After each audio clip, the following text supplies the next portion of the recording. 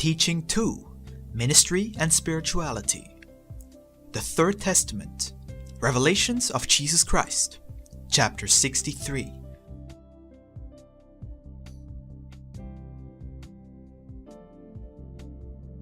Ministry and Spirituality. Thus saith the Lord: Learn to love, to bless, and to forgive one another, to be meek and gentle, righteous and noble, and understand that, if you do not do so, you will not have in your life even the slightest reflection of the deeds of Christ, your Master. I speak to everyone, and I invite you to destroy the errors that for so many centuries have hindered you in your evolution. Do not forget that your origin is my love. Today, your heart is hardened because of egotism, but when it becomes sensitive again to every spiritual inspiration, it will feel love toward its fellow men and will experience someone else's pain as if it were its own. Then you will be capable of complying with the precept that says to you, love one another. This world is a proper place where you can work. In it is suffering, sickness, sin in all its forms, vice, disunity, misled young people, elderly people without dignity, bad science, hatred, war, and falsehood. Those are the fields where you are to work and sow.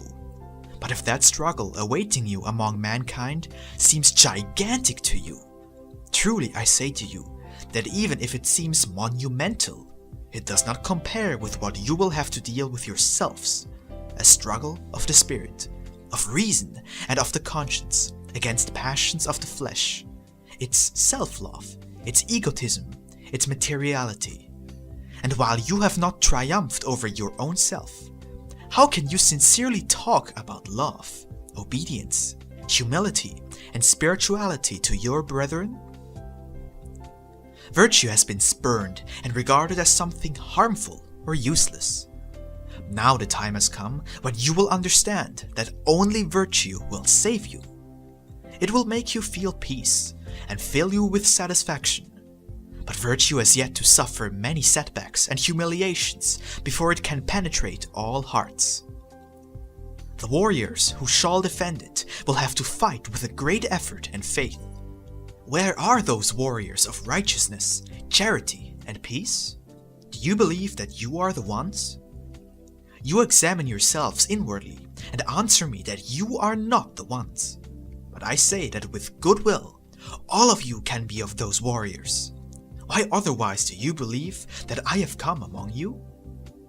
Love, speak when you should, be quiet when it is appropriate. To no one say that you are my chosen.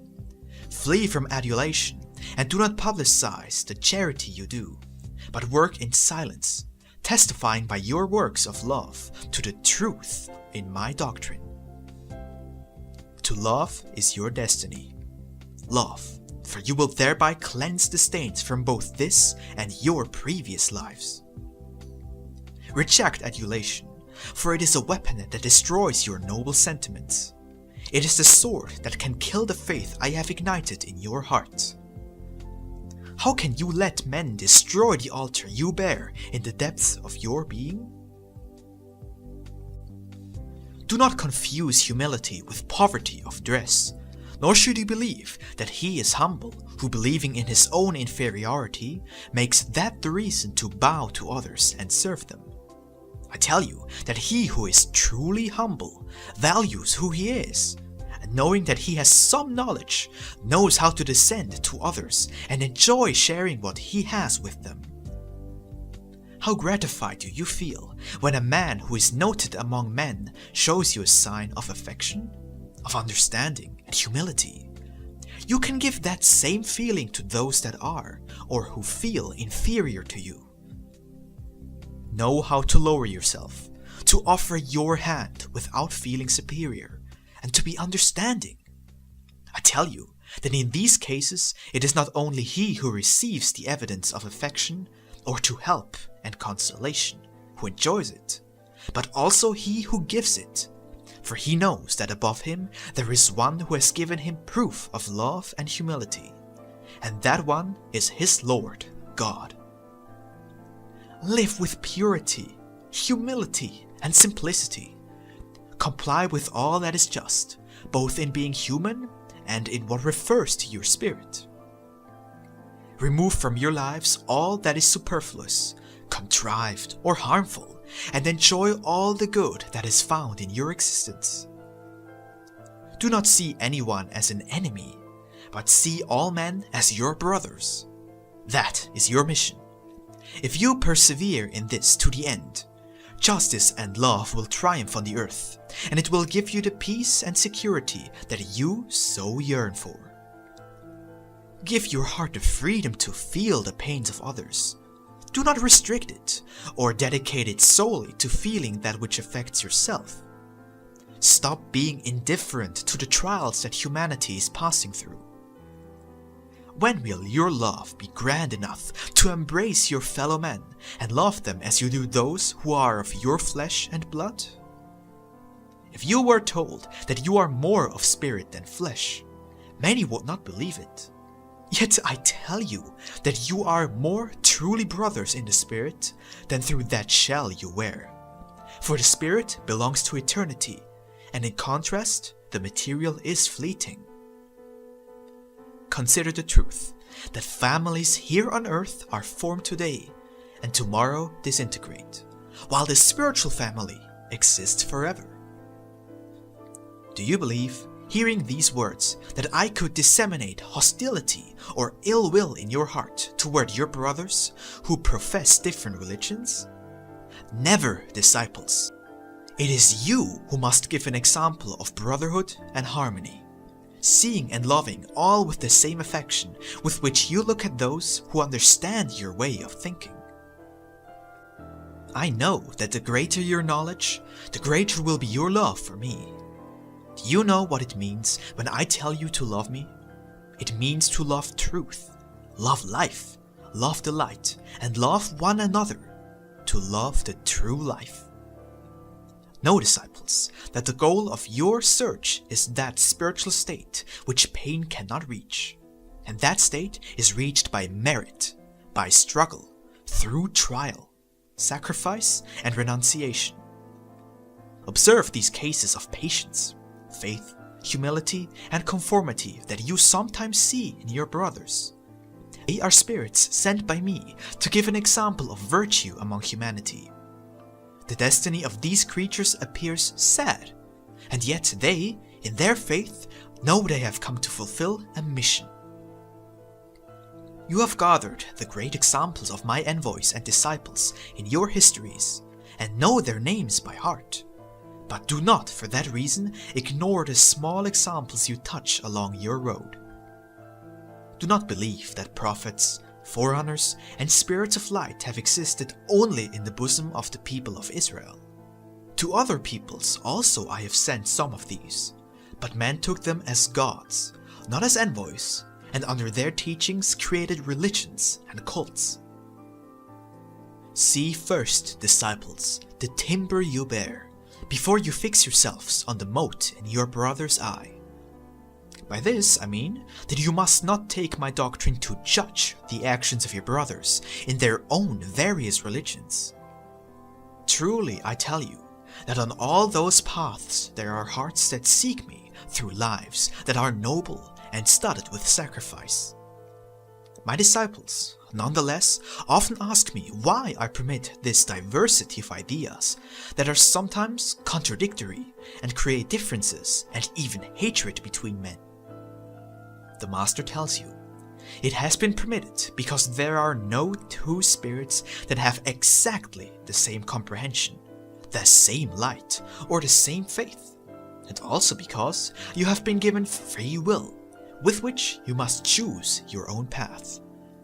You have never been forced to take the path of the law, but have only been invited to do so, giving you thereby the opportunity to earn true merit in search of truth. I wish you to learn not to make judgments lightly, nor to allow yourselves to be carried away by the first impression. I I give you this warning, for when you analyze my word, and for when you must judge other doctrines, religions, philosophies, cults, and spiritual or scientific revelations, recognize that what you know is not all that exists, and that the truth you know is only a small part of absolute truth, which is manifested in many forms, many of which are unknown to you. Respect the religious beliefs of your brothers, and when you enter their churches, do so with sincere humility and respect, knowing that I am present in all worship. Do not reject the world in order to follow me, nor should you depart from me, pretending to have too many other responsibilities on earth.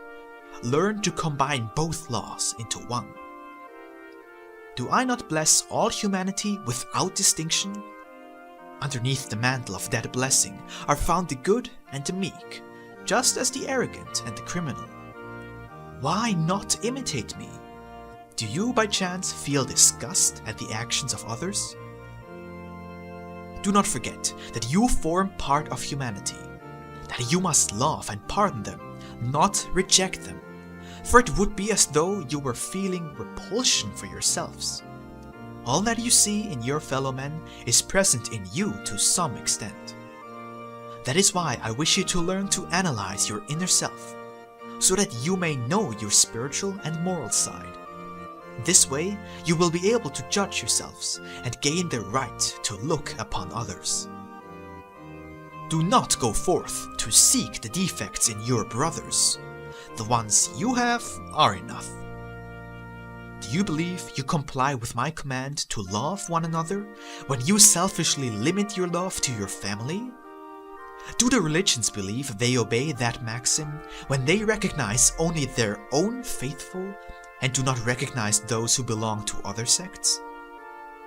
Can the great peoples of the world who preach civilization and progress say they have achieved spiritual progress and complied with that teaching of Jesus when all the enthusiasm is in preparing for fratricidal war? Oh humanity, you who have never known how to value my word and have never wished to sit at the table of the Lord, because it has seemed too humble. My table, nonetheless, still awaits you with the bread and wine for your spirit. Do not regard my work as a burden, nor say that the fulfillment of the beautiful mission of loving the Father and your brethren is tiresome for your spirit. What is really tiresome is the cross of your own iniquities and those of others, for which you will have to weep, bleed, and even die. Ingratitude, incomprehension, selfishness, slander will be like a burden upon you if you allow them to lodge within you. To the stubborn man, the fulfillment of my law would seem difficult and fatiguing, because it is perfect, and it does not protect iniquity or falsity. But for the obedient, the law is his defense, his support, his salvation. I tell you also that men must believe in men. They must have faith and trust in one another, for you must be convinced that on earth you all need each other. Do not believe that I, knowing you doubt the whole world, am flattered when you say that you have faith in me. For what I expect of you is that you love me through the love you give freely to your neighbors, forgiving those who have offended you, offering charity to the poor, the small and the weak, loving your brothers without distinction, and putting into all your works the greatest truth and disinterest. Learn from me, who has never doubted you, that I have faith in your salvation and confidence that you will rise up to reach the true life. Love your father, have charity for your fellows, put away all that is harmful to your human life or your spirit. This is what my doctrine teaches. Where do you see anything that is difficult or impossible? No, my beloved people, it is not impossible to comply with my word. It is not the word that is difficult, but the mending of your own ways, your regeneration and your spiritualization, which are difficult.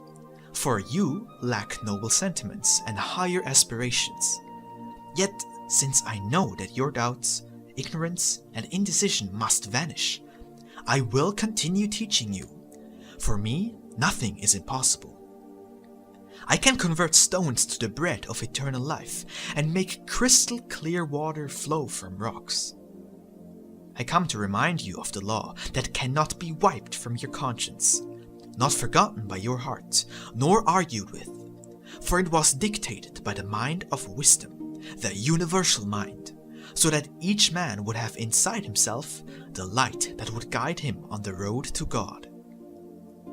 It is necessary to have a deep knowledge of the law, so that all the acts of life adhere to truth and justice. Not knowing the law, you are liable to commit many errors, and I ask, has your conscience never urged you to the light of knowledge? Truly, I tell you, your conscience has never been inactive or indifferent. It is your heart and your understanding that reject the inner light, because they are fascinated by the splendor of the outward light, which is the knowledge of the world.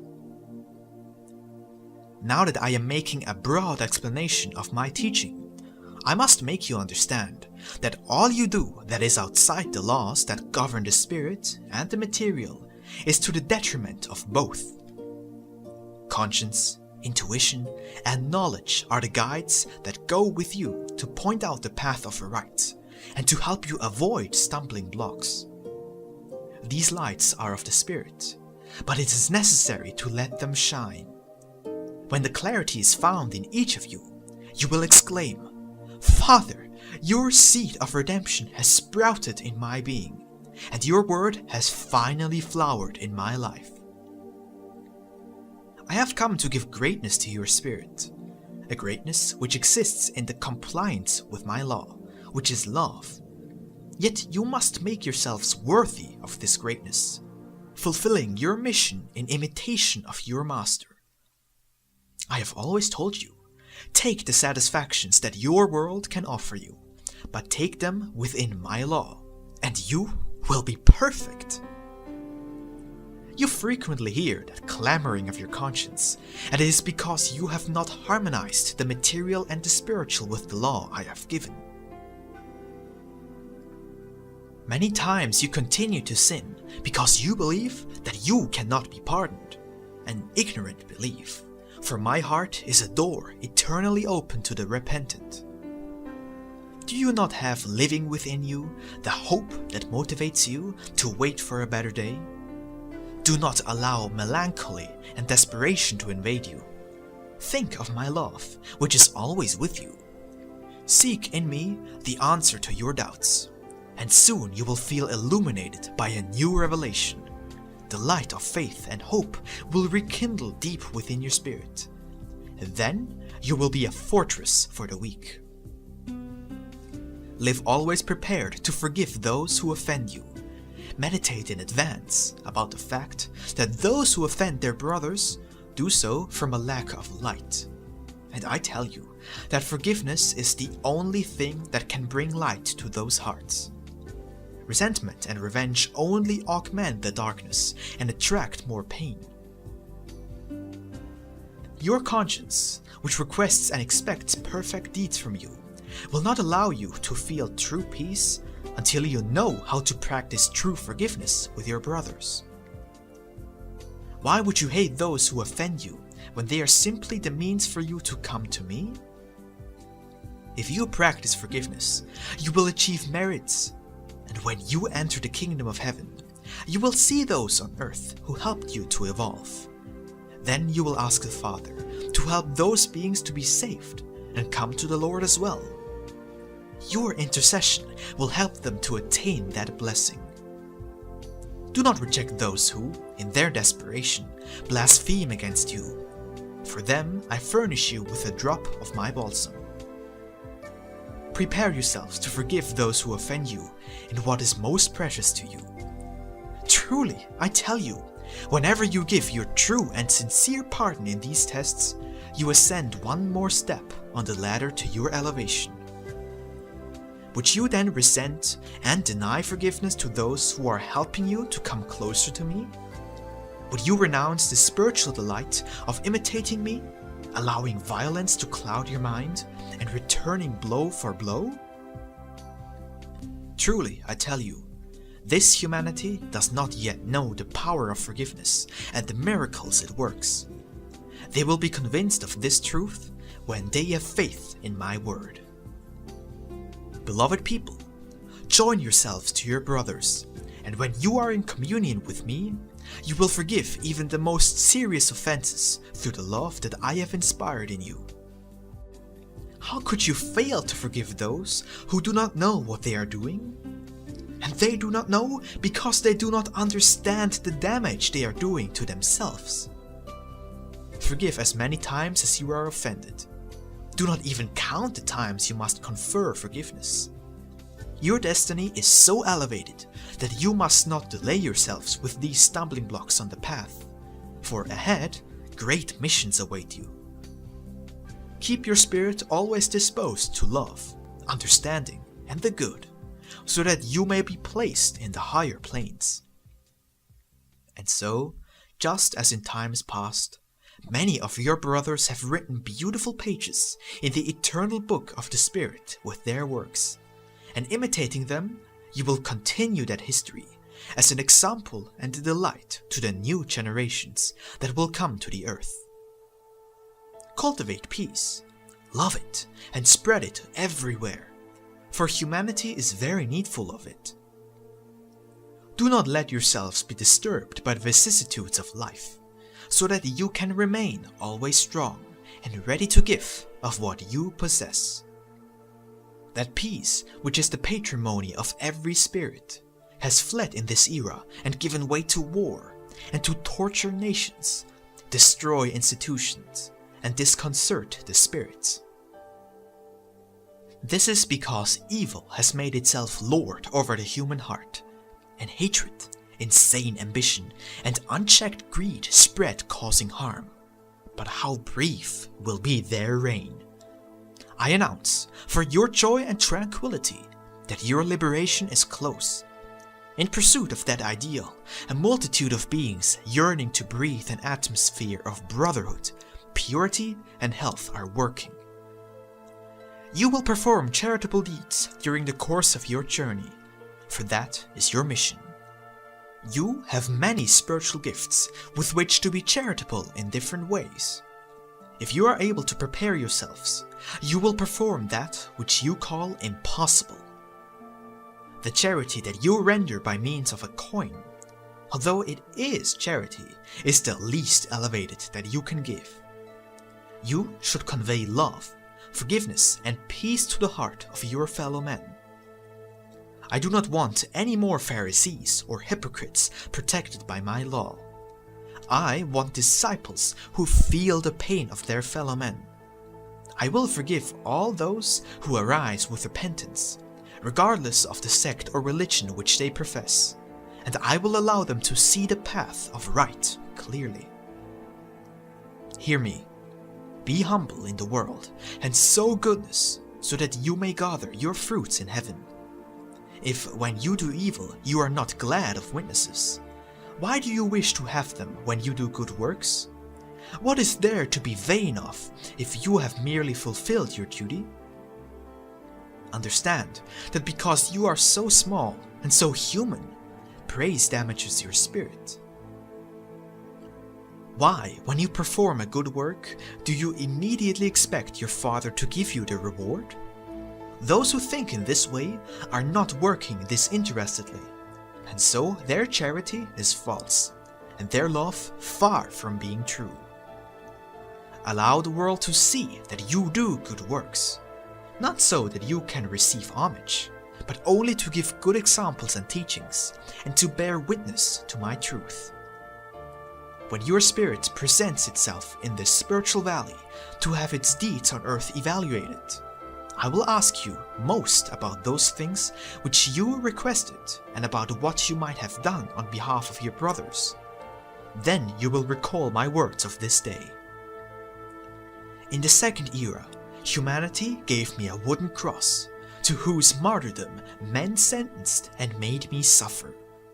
But upon my spirit, I carried a heavier and more cruel one, that of your imperfections and of your ungratefulness.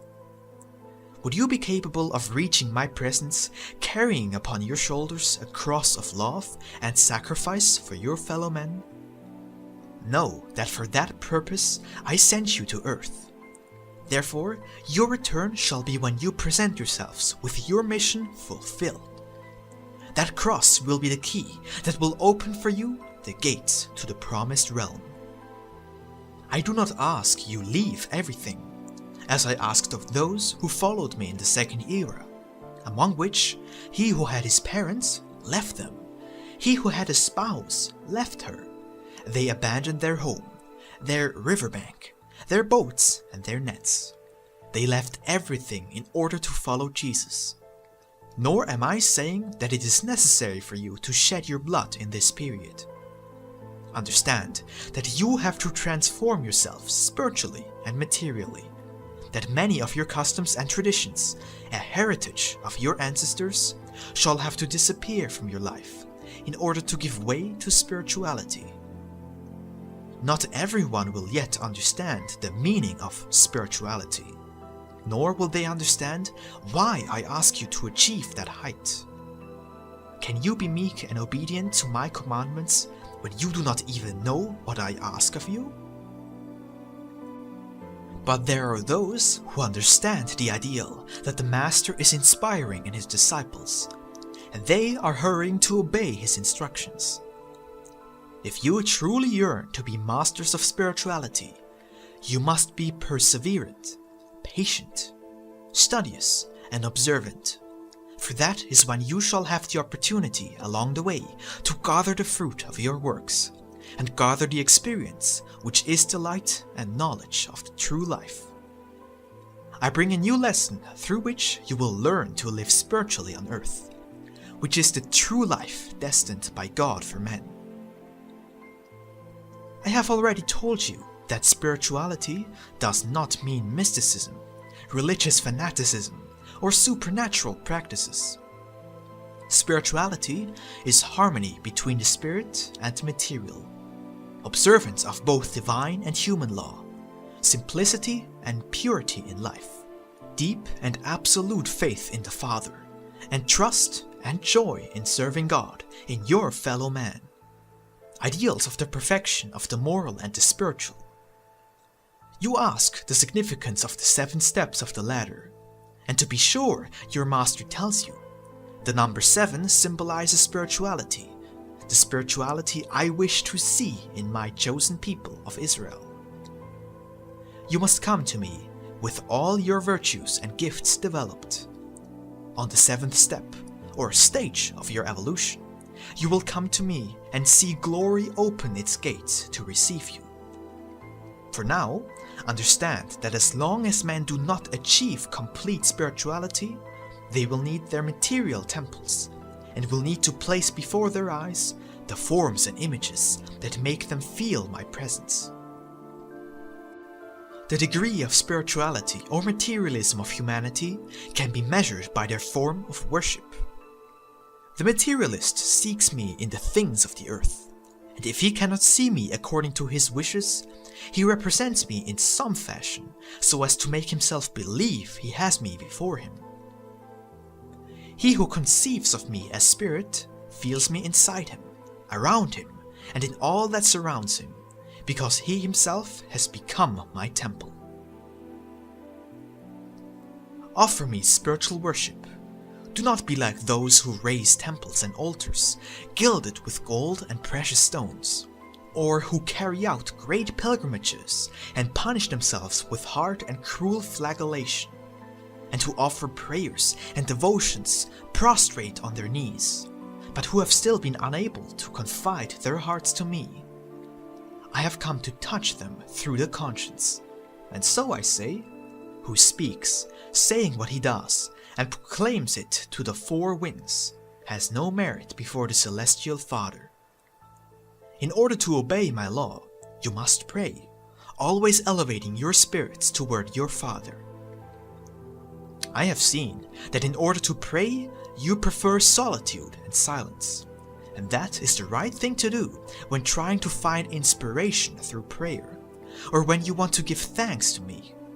But I also say to you that you should practice prayer in whatever condition you find yourselves, so that you might know how to summon my help in the more difficult periods of your lives, without losing serenity, self-control, faith in my presence, and self-confidence. Tell me your sorrows in silence, and confide to me your yearnings. Though I know them all, I wish you to form your own prayer until you practice the perfect communication of your spirit with the Father. You have realized the reach of prayer and have understood the immense power that it has when you offer it up to remedy a spiritual need, just as to ask for the solution to a material affliction. Remember that many times it has been enough for you to utter the word Father, for your entire being to tremble and your heart to feel filled by the comfort given by love. Know that when your heart calls to me with tenderness, my spirit too trembles with pleasure. When you call me Father, when the name springs from your being, your voice is heard in heaven, and you gain one of the secrets of the arcane. It is necessary that you learn to ask, to wait, and to receive, and that you never forget to give what I have conceded you. That is what contains the greatest merit. Pray for those who die day after day in war. I shall concede to those who pray with a clean heart that before 1950, all those who have died in war will rise spiritually to the light. Today you are young pupils and do not always correctly understand my lesson. For now, speak to God with your heart and your thoughts, and He will answer in the innermost depths of your being. His message, which will speak in your conscience, will be a voice clear, wise and loving that you will find little by little, and to which you will later grow accustomed. Do not be surprised or scandalized if I tell you that all the power, pomp, and splendor of your religions must disappear, and that when that happens, the spiritual meal will be prepared, to which will come multitudes hungry for love and truth. Many men, upon hearing these words, will deny that they are mine. I must ask them why they are indignant. What is it they defend?